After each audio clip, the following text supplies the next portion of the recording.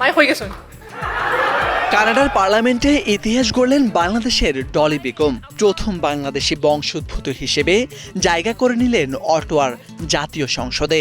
গত ১৩ এপ্রিল অনুষ্ঠিত ফেডারেল উপনির্বাচনে স্করবোরোতে সাউথ ওয়েস্ট আসন থেকে বিপুল ব্যবধানে জয় পান তিনি। তবে এই জয়ের পেছনে ছিল কাকতালীয় কিছু গল্প।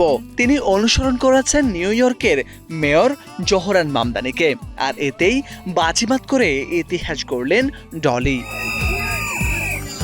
লিবারেল পার্টির প্রার্থী হিসেবে প্রতিদ্বন্দ্বিতা করে কনজারভেটিভ প্রার্থী ডায়ানা ফিলিপোভাকে বড় ব্যবধানে পরাজিত করেন ডলি বেগম। প্রাপ্ত ফলাফলে দেখা গেছে তিনি পেয়েছেন ২০,০০০-এর বেশি ভোট, যেখানে তার প্রতিদ্বন্দ্বীর ঝুলিতে গেছে মাত্র ৫,০০০ ভোট। এই জয়ের মাধ্যমে তিনি স্থলাভিষিক্ত হয়েছেন সাবেক এমপি বিল ব্লেয়ারের। তবে এই সাফল্য হঠাৎ করে আসেনি, এর পেছনে রয়েছে দীর্ঘ পরিশ্রমের গল্প।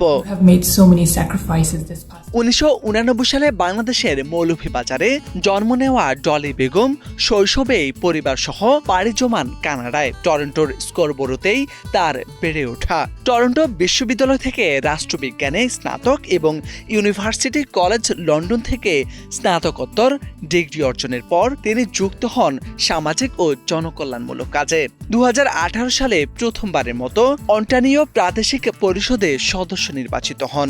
এরপর ২০২২ সালে পুনরায় নির্বাচিত হয়ে ইতিহাস গড়েন। কানাডার কোনো প্রাদেশিক জনসভায় প্রথম বাংলাদেশি বংশোদ্ভূত প্রতিনিধি হিসেবে।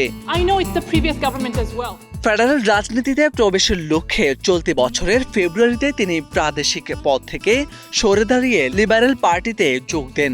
অল্প সময়ের মধ্যে সেই সিদ্ধান্ত এনে দেয় ঐতিহাসিক সাফল্য। তবে ডলি বেগম দীর্ঘদিন ধরেই বাংলাদেশ, ভারত সহ এশিয়ার কমিউনিটিগুলোর সঙ্গে মিশেছেন। তাদের সুখে দুঃখে পাশে থাকা, সামাজিক কাজে অবদান, বিশ্বের বড় বড় নেতাদের সঙ্গে যোগাযোগ, সমাজের উঁচু থেকে নিচু সকল শ্রেণীর মানুষের কাছে ছুটে যাওয়া, অনেক সাধারণ মানুষও তার জন্য কাজ করা, সামাজিক যোগাযোগ মাধ্যমে প্রচারণা চালানো, এসবই তাকে সাফল্য এনে দেয়।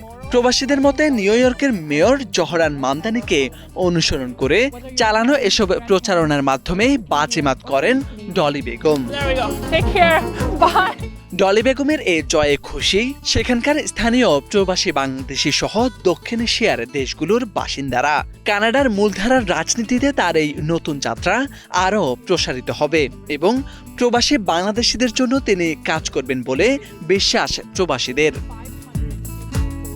মোর্শেদ আলম, বাংলা ভিশন।